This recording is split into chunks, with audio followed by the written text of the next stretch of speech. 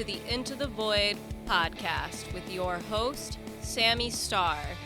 Step into the void.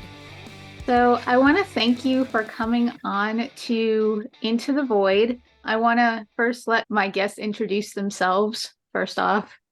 I'm Blake Betzall from the band Saul, and I'm stoked to be here. I'm stoked for you to be here. Lots to dig into here with the new album dropping within literally just a short time from now.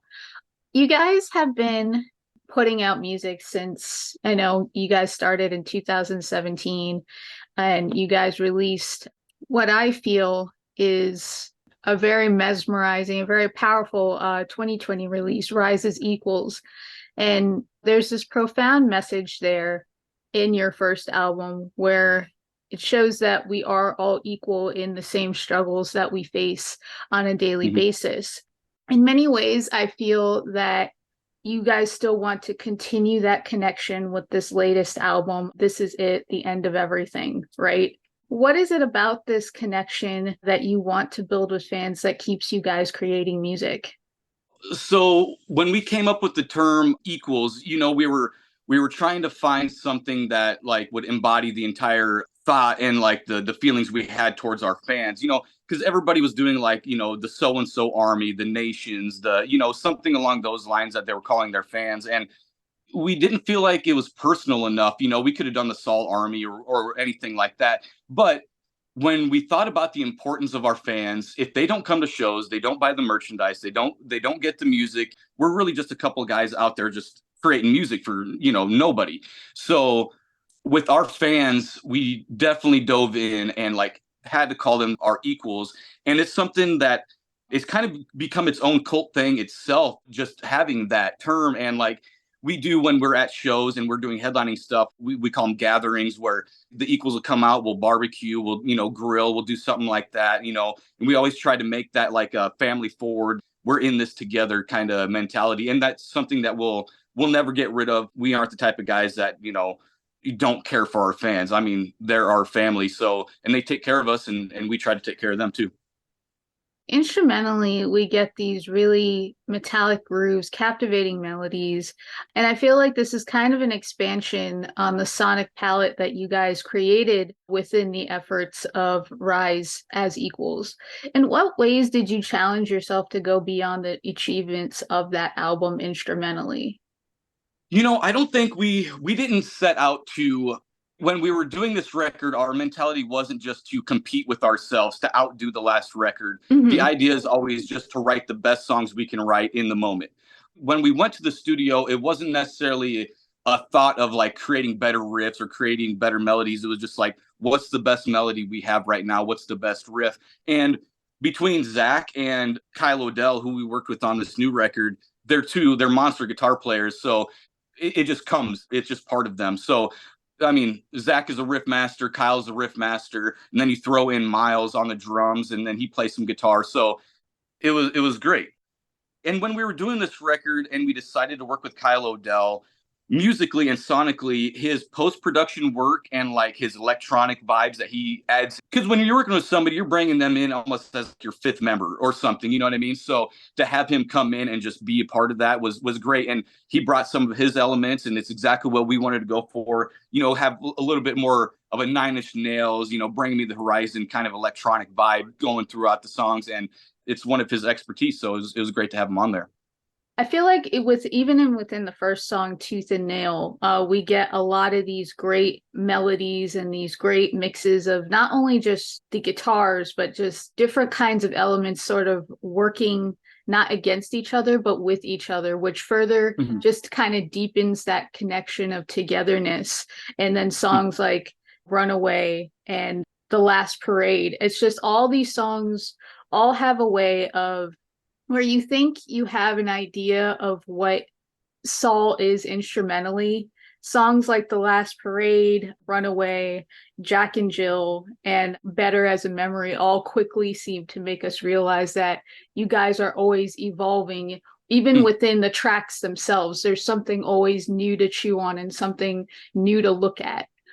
Yeah, we definitely tried to expand more and more on this record when it came to writing the music and adding those different flavors. And one thing we really tried to focus in on this record as well, when we did Rise as Equals, I felt like I was pigeonholing myself into like, this is the tone I use, this is what I'm doing, this is how I vocally do it. So when we came into this new record, I was talking to Zach and I was talking to the guys. I'm like, I'm just going to try all the tricks that I have. I'm going to try all the efforts that I have in my voice and the things that I can do. So that was another element that we threw in, that I wasn't just focusing on one certain tone, like the brother tone, I call it. So we have some of that in there. I have some more singing. I have what I call, it's like my Billie Eilish, kind of thing, like turn me loose because, you know what I mean? Like, so I do that a little more talky, whispery thing. And, I tried a bunch of different elements that I can throw out on this record too, which was nice to do.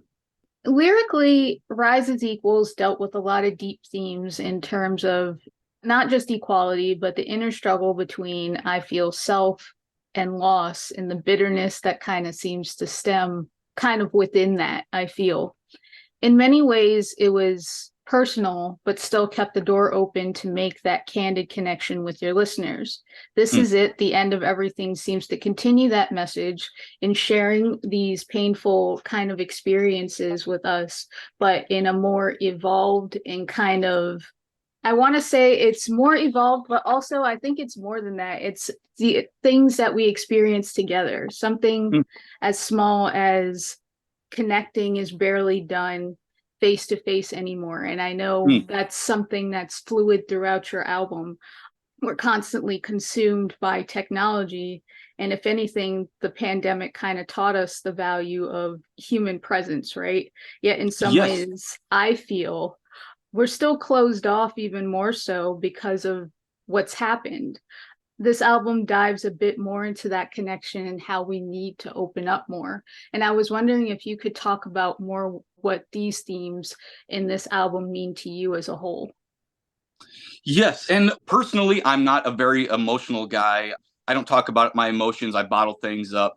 So when we do the songwriting and I'm writing lyrics, I write everything on like very personal experiences, and I put everything I have out there. I mean, it's nerve-wracking to actually put out a record just because I'm more of a recluse like that with my emotions. So when I put everything out there on an album, you automatically like, man, they're going to hate it. They're going to hate it. So I always have that going through my head. But on this record, songs like A Million Miles, when you watch the music video and then you listen to the song, and if you listen to it lyrically, it is about that disconnect that we have as humans. And the pandemic brought it on so heavily that a lot of people are still like, they don't go out as much. They don't do much as what they used to. That's just because they've become like this new norm is like a million miles away. They're just watching everything on Instagram and TikTok and, Reels. And I'm trying to explain to like my kids, and half of that stuff is like put on. You never know what's real. You know what I mean? Like, not everybody's lives are all hunky dory. We're still, struggling to pay bills, and they're having mental health issues and doing all that. So if you come together a little bit more, I think on a personal level, people should, be open and talk about that and not try to make it seem like their lives are perfect online, because anybody that's seeing through it either reads through it or they're just consumed by it, and it's just part of the life. And like, I'm just trying to bring some focus to that on like, it's not all hunky dory all the time. Half of it's made up, really, if you read it online, see it online. No, I think we get that throughout the whole album. And then even coming towards, again, the last track, Better as a Memory and Rain Fire, I think that kind of brings that whole message to a close, where not only do we need to enjoy the human presence of just being around people more, but just taking a few minutes away, or even like just an hour a day away from technology altogether, you experience life in just a whole different perspective. That, being a 90s kid, I'm kind of dating myself a bit here, but it's this like, I mean, even people beyond this point, right, experience things in a whole different way, and they didn't have things like we had now. So it's like, if we go back to just the rudimentary step of just closing the laptop for a while, taking away tablets and cell phones and stuff like that, you can see life in a totally different experience, and not just that, experience people in ways that you never really thought that you could. Right. Yeah. Exactly. That's 100% fact. I believe that. What have you taken from this experience that you didn't get from Rise as Equals? I feel like every album leaves some kind of individual mark on you and stays with you even after that album process is done. The writing and recording process of this record was great. Everybody was in the perfect headspace for this record. There was no negative energy really when it came to doing this. Everybody had the same mentality of like, let's just write the best songs that we're gonna write. That's it. There's no competing. There's no nothing. The best idea wins. Just going for it and laying everything out there, laying it all on the table, and just writing the best songs. So really, the experience had a great experience working with Kyle. It was just a great experience all in all. And as we were doing the record on Rise as Equals, we worked with David Draymond on a song King of Misery. And so as we're doing the record, we're in the studio, they're across the street finishing their record. And so it was just like, hey, how you doing, neighbor? Kind of thing. So we had that camaraderie going as well, and getting to go over in the studio and getting to hear their record before it released and everything, before it was fully mixed and mastered, and doing that kind of stuff. It was just all in all, it was a very humbling and great experience all in all. And like, we'll definitely work with Kyle Adele again. We'll definitely work with Chris Dawson, who did the Rise as Equals record again, and always just making those lifelong connections. And that's what it's all about, I think. What is the one message you hope comes across from This Is It, the End of Everything, if you want anybody to take anything from this? That's always a tough question for me to answer. I'm not trying to push anything. I mean, that I want the fans to take away from that, because one thing we do as a band is we call them like lifelong songs. And since I write lyrically and everything from such like a introspective personal level, that when I push it out there, and we really saw it with Brother and like King of Misery and songs like that, where it actually hits somebody's soul, and like they've experienced that kind of level of like losing somebody, or feeling like they're spiraling down a drain, and doing those kind of things. So writing from that level of vulnerable and like doing that kind of thing, I think I just want people to catch it, and like maybe it defines a moment in their life, or an experience that they've had in the exact same sort of way. That's really just what we're trying to do as a band, is create songs that will live on through my personal experience, but through everybody else's experience as well. I like that you gave that title Lifelong Songs, because I know you guys are about to go on tour with Red pretty soon, actually in September, I believe. How are you guys feeling about that so far?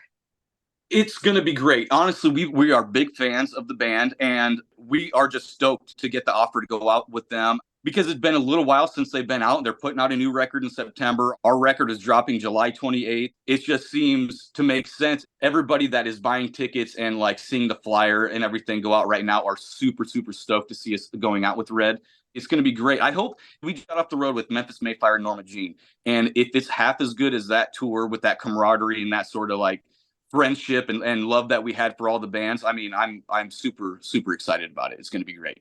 Now, I'm really excited to see you guys be able to share this new extension of the first record moving forward. I think it's an amazing record from start to finish. Instrumentally and vocally, you guys put in some really fantastic themes.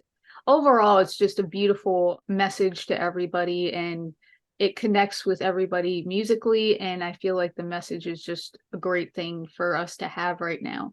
But awesome. I want to thank you for coming onto the show, taking time to not only just talk about your career, but the record as a whole. It really means a lot to me, and as well as, other people that are fans of you guys and the upcoming record, that they want to hear it as well.